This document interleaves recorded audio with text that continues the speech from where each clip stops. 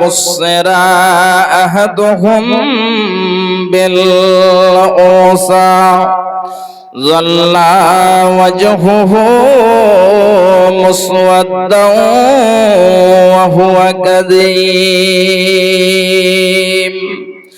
আল্লাহ রাব্বুল আলামিন জাহেলিয়াতের যুগের কথা এখানে বয়ান করেছেন। এ আমার মায়েরা, এ আমার বোনেরা, এ আমার বাপজানেরা, খুব ভালো করে শুনুন। আল্লাহ রাব্বুল আলামিন বলছেন, যখন তাদেরকে সংবাদ দেওয়া হতো, খুশখবরি দেওয়া হতো যে তোমার মেয়ে হয়েছে, তোমার কন্যা হয়েছে, এমন সময়তে তাদের চেহারা কালো হয়ে যেত, তাদের চেহারা কুৎসিত হয়ে যেত।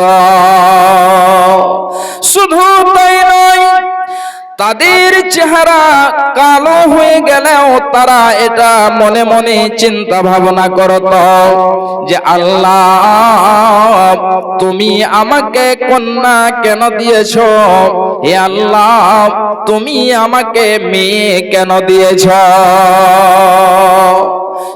আমাকে যে মেয়ে দিয়েছ, আমার বাড়িতে যে কন্যা হয়েছে, এতে আমার যা মান সম্মান ছিল, আমার যা ইজ্জত ছিল, আমার সমস্ত কিছু যেন মিশে গিয়েছে। আমি আর যেন চেহারা দেখাবার মতো নয়। এই বলে আল্লাহ রাব্বুল আলামিন বলছেন, ইয়াতাওয়ারা মিনাল কওমি মিন সুই মা বুসরা বিহি। তারা তাদের চেহারা দেখাবে না, তাদেরকে যে দুঃসংবাদ দেওয়া হয়েছে, এই কারণে তারা তাদের বাড়িতে থাকতো না, তাদের পাড়া প্রতিবেশীকে চেহারা দেখাবে না, এই জন্য সে দূর দূরান্তে চলে যেত। এই জন্য চলে যেত যে আল্লাহ আমাকে মেয়ে দিয়েছে, আমার কন্যা হয়েছে, আমার যে কন্যা হয়েছে, এই কন্যা হওয়ার কারণে আমার ইজ্জত সব মাটিতে মিশে গিয়েছে, আমার চেহারা দেখাবার মতো আর কোনো জায়গা নেই। এই জন্য সে গ্রাম ছেড়ে দূর দূরান্তে চলে যেত। আমার ভাইজানেরা, আমার মা, আমার বোনেরা, খুব ভালো করে শুনবেন, ইসলাম কতটা মেয়েদেরকে মর্যাদা দিয়েছে, মহিলাদেরকে কতটা মর্যাদা ইসলাম দিয়েছে, খুব ভালো করে শুনুন। এমন সময়তে জাহেলিয়াতের যুগে যখন সেই মেয়েদের খবর দেওয়া হতো, তারা এটা মনে মনে চিন্তা ভাবনা করত যে আল্লাহ আমাকে যে মেয়ে দিয়েছে, আমার ইজ্জত সব শেষ হয়ে গিয়েছে, এরপরে আমি ওই মেয়েটিকে জীবিত রাখবো না আমি সেই মেয়েটিকে মাটিতে জিন্দাই, মাটিতে জীবিত আমি তাকে দাফন করে দেব। তারা এটা যেন চিন্তা ভাবনা করত। আমার মা, আমার বোনেরাও, একটা ছোট্ট করে ইতিহাস আপনাদেরকে আমি তুলে দিচ্ছি, খুব সহজে বুঝে নেবেন। ইমাম বাগাবী তিনি বলছেন, জাহেলিয়াতের যুগে যখন কোনো মেয়েকে ছেড়ে দেওয়ার ইচ্ছা হতো, এমন সময়তে ওই মেয়েটিকে একটা মোটা কাপড় পরিধান করিয়ে দিয়ে, একটা উনি কাপড় পরিধান করিয়ে দিয়ে তাকে উট, মহিষ, ছাগল চড়াতে দূর দূরান্তে পাঠিয়ে দেওয়া হতো।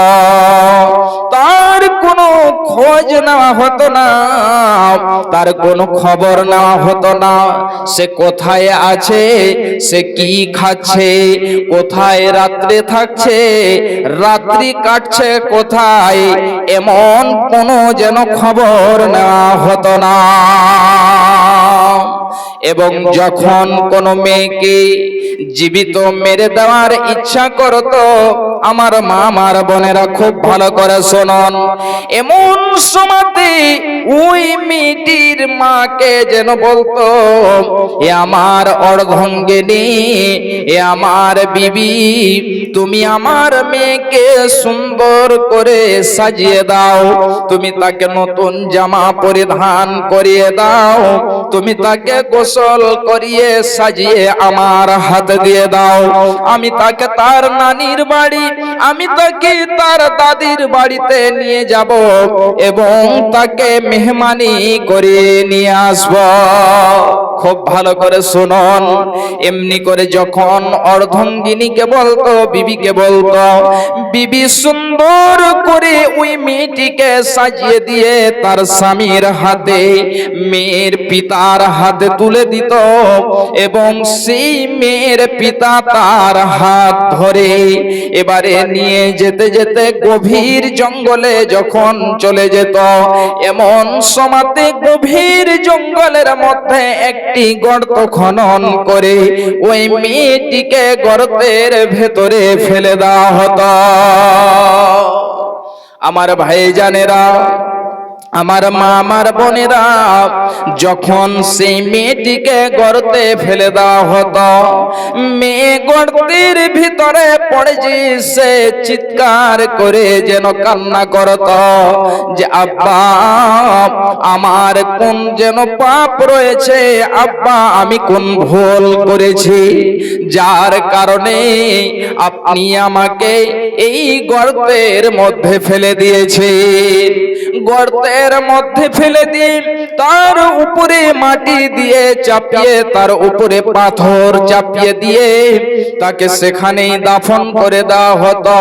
এইদিকে মেয়ে যেন চিৎকার করে কান্না করতো যে আব্বা জান আপনি দয়া করে আমাকে ছেড়ে দেন, আপনার বাড়ি যাব না, আপনাকে খেতে দিতে হবে না, যদি কেউ জিজ্ঞেস করে তুমি কার মেয়ে, আমি কোনোদিনই জীবনে তোমার নাম নিব না। তারপরেও যেন সে কঠোর দিলের মানুষ, সেই শক্ত দিলের মানুষ ওই মেয়েকে জীবিত সে গর্তের মধ্যে ফেলে দেওয়া হতো এবং ফেলে দিয়ে তার উপরে পাথর এবং মাটি চাপিয়ে তাকে দাফন করে দিত। আমার ভাইজানেরা, আমার মা আমার বোনেরা, খুব ভালো করে শুনুন, এমনি করে সে জাহেলিয়াতের যুগে মেয়েদেরকে জীবিত থাকতে দেওয়া হতো না, তাদেরকে মেরে দেওয়া হতো। যদি কেউ থাকতো, যদি কাউকে তারা বাঁচিয়ে রাখতে চাইতো, তাহলে তারা যেন কোনো খোঁজ খবর নিত না, তার অসম্মানই করত, মেয়েদেরকে কোনো মর্যাদা দেওয়া হতো না। বিশ্ব নবী আমার নবুয়তি পেলেন, নবী হয়ে গেলেন মক্কা নগরে। শুধু মক্কা নগরীতে নয়, সারা পৃথিবীতে এমনি করে মেয়েদেরকে হত্যা করা হতো, মেয়েদেরকে মেরে দেওয়া হতো, মেয়েদের সাথে অসম্মানী করা হতো। আল্লাহ রাব্বুল আলামিন আয়াত নাযিল করে দিলেন যে হে আমার নবী, যারা নিজের মেয়েকে, কন্যা সন্তানকে এবং যারা নিজের আওলাদকে, সন্তানকে যারা রিস্কের ভয়ে কতল করবে, হত্যা করবে, এটা যেন হারাম, কেউ এই মতো যেন কাজ না করে।